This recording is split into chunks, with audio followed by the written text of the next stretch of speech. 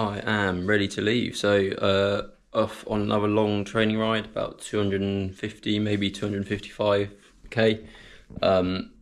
Anywhere I reckon between 13 and 15 hours, hopefully towards the lower end of that. Hopefully a little bit quicker, maybe, we'll see. But yeah, so everything's set up on the bike. So got 2 water bottles, got a load of food, different bars and some Kendall mint cake and stuff like that. Got some sort of Blonix hydration stuff in the water, so the Hydra Plus and a load of gel added in there as well. Yeah, got loads of water in camel pack here, so another 2 litres of fresh water. So got loads of stuff for a long day out on the bike. Meant to be quite cold, so you might not get through all the water, but we'll see how we go. Yeah, so about to leave and get started. So pretty dark outside, not meant to get light until 7:22, so roughly an hour. So going to be doing the first part in the dark, going across London. Hopefully can get a good chunk of the way across and maybe out the other side in sort of an hour and a half, hopefully 2 hours maybe, and then onwards from there up through Essex along the follows roughly the M11 all the way up to Cambridge, then briefly goes along something called the Roman Road, so it's a long straight off-road section into Cambridge, then spins around just on the edge of Cambridge, back down again roughly along the A1, so kind of go towards like Stevenage, Royston, and then down the A1 pretty much straight line all the way to London, back across London, and then home. Yeah, so I will see you in a bit, probably not when it's dark, but probably once I'm across London and out through Epping into Essex.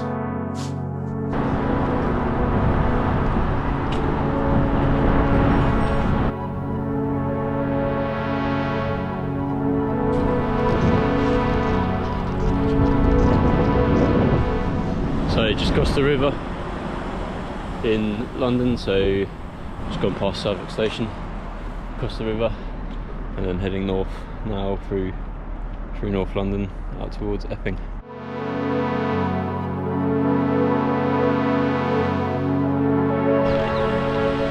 So made it through kind of the city part of London.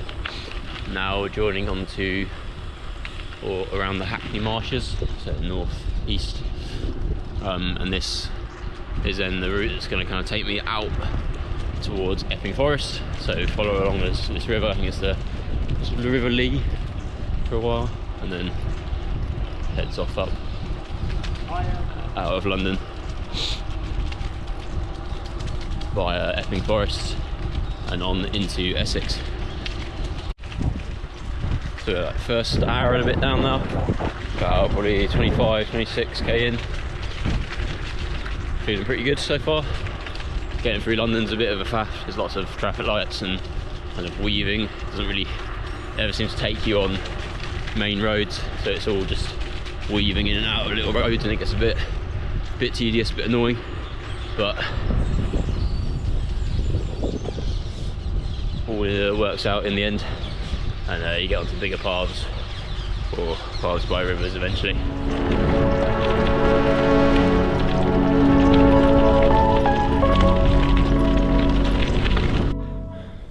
So just up the first climb. It was unexpected. We were going along the road, sort of happy and chilling, quite easy, and then suddenly turned left into like a little short sort of wood section, and it's a very, very steep, kind of quite muddy and wet hill. Must have been sort of only maybe 70-80 meters, so it's not a big climb, but it was just like straight up, and blowing a bit now.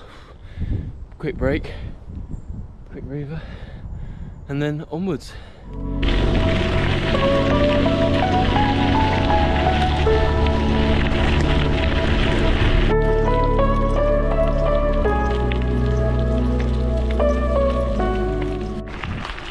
Heading into Epping Forest now, so this is going to take us up and out of London, not too far away from the M25, so fairly close to the edge of London, but good sort of long section through Epping Forest, so most of the length of the forest, and then out, sort of up along the M11, then towards Cambridge.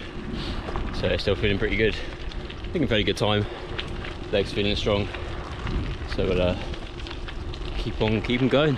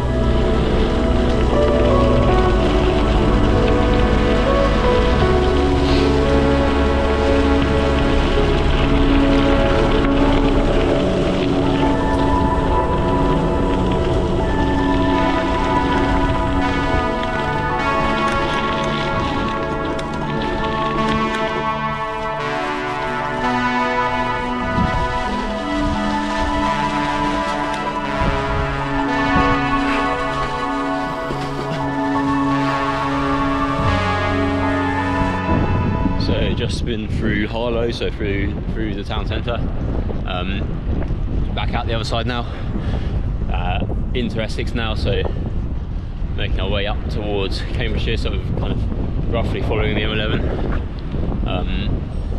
back into kind of more rural Essex and onwards.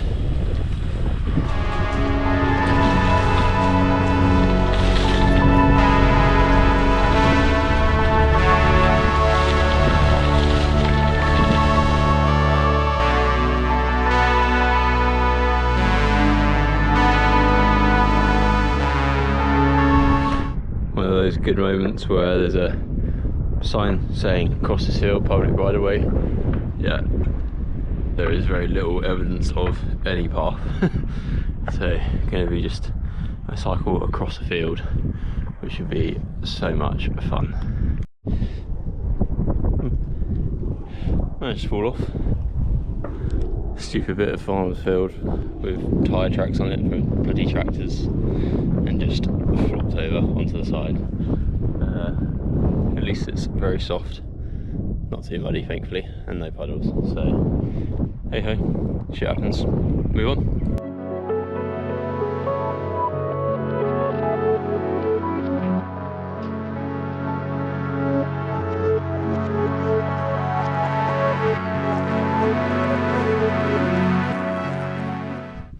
So at 88.5 kilometres so far, and just coming up on 5 hours. The last kind of 15-20k has been pretty tough going, all across kind of fields and lots of like grass tracks, lots of mud. I had to stop and scrape a load of mud off the wheel because it was starting to slow the wheel down because it was getting all gummed up in there. So yeah, pretty leg sapping. Hopefully on some easier tracks soon.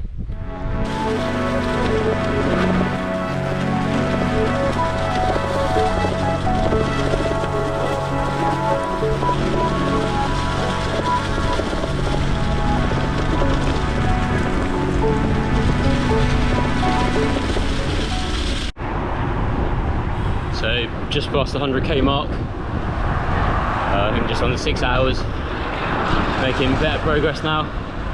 Things speeding up a little bit, so average speed coming back up, which is good. Just coming up to Saffron Walden, which is in Essex, kind of quite close to the border of Cambridgeshire,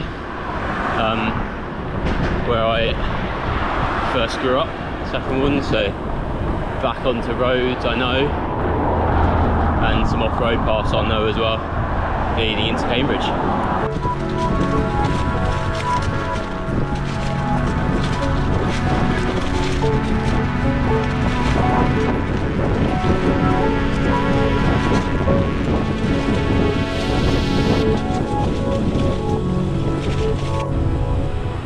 So cycling through a place called Great Chesterford now, which is in Cambridgeshire.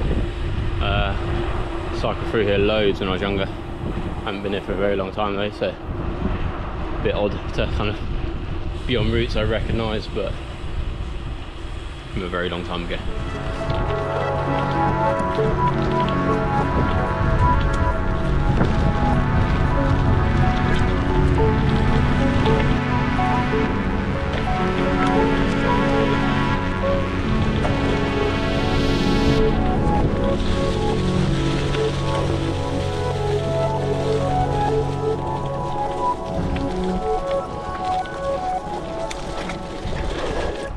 Cycling on the a bridleway now called the Roman Road that runs from Haverhill to Cambridge.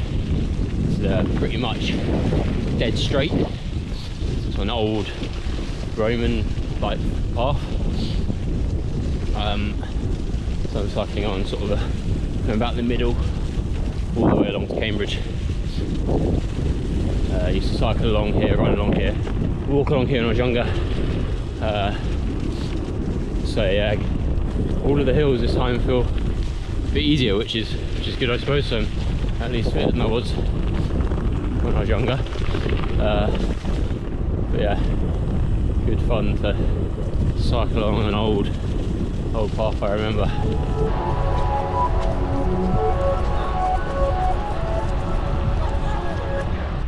So I've made it to Cambridge. Just going through Addenbrooke's Hospital, so this is well within the city borders where I was born. Throwing it all the way back on this revisit of Cambridge. On the way back home now then, so hit Cambridge, turn around, now heading over towards like the A1. So the route on the way home follows mostly the A1 or around about there. So heading that way now.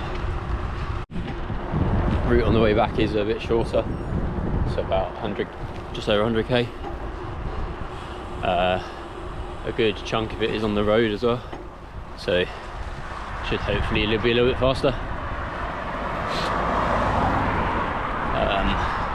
A bit cold now, it's starting to get a bit darker as well. A little bit of rain, so raincoat on.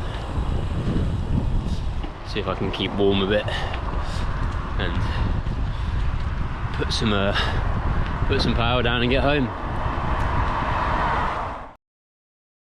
So now probably a couple of months on from the London to Cambridge to London ride. So I had all the footage filmed all the way out to Cambridge, and then it got dark and started raining a lot, and I stopped filming because it was just too dark to film and a bit wet. And I didn't really do anything with the footage after that, because probably got halfway back and then bailed and ended up getting the train back. I kind of initially viewed it as a bit of a failure because I didn't achieve the route I set out to achieve. But I think now into Christmas, or the time between Christmas and New Year, doing the Festive 500, so the Rafa Festive 500 kilometre, and kind of thought that it's worth maybe filming an outro to that and then getting the video out. I just think it wasn't necessarily a failure. I think although I didn't achieve the whole route I set out to achieve, I think it's important to understand that that's a useful training ride, it's a useful experience. I still went the second furthest distance I've ever gone. So I think it's reframing that kind of failure as just an experience, as a useful kind of training experience to kind of understand that even if I don't achieve something that I've set out to, and if it's really big, kind of scary goal, it's still a valid sort of training experience, and something that I can take something away from, learn from, and ultimately use it as an adventure, which is kind of what I intended to achieve from that. So despite the fact I didn't make the exact distance, I still achieved a lot and went pretty far. So yeah, it's a kind of a lesson I want to take into the new year, into 2025, is that even if I don't objectively achieve what I'm setting out to achieve, by aiming for those big kind of slightly scary goals, I can still go pretty far and do things that I might not necessarily be able to have done had I have not given it a go. So yeah, that's kind of a resolution to that, I suppose. So I hope you enjoyed the rest of this video. Yeah, and I'll aim to improve at my filming and all that sort of stuff on future long rides. Cheers.